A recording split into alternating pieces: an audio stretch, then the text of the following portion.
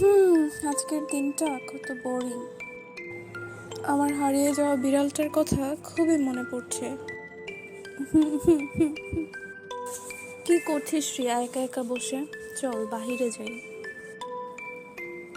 না চিনি, আমার আজকে কিছুই ভালো লাগছে না। আমি যাব না, তুই যা। আমি বলছি তো তুই চল, দেখিস ভালো লাগবে।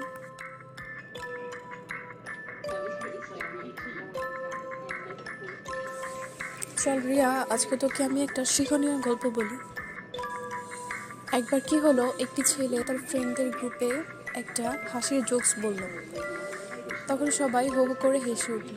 তারপরে যখন ছেলেটি আবারও একই জোকস বলল, তারপরে বেশ কিছুজন হাসলো, বাকিরা হাসলো না।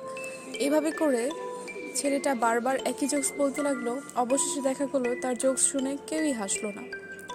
এ থেকে তুমি কি শিখলে বলো তো?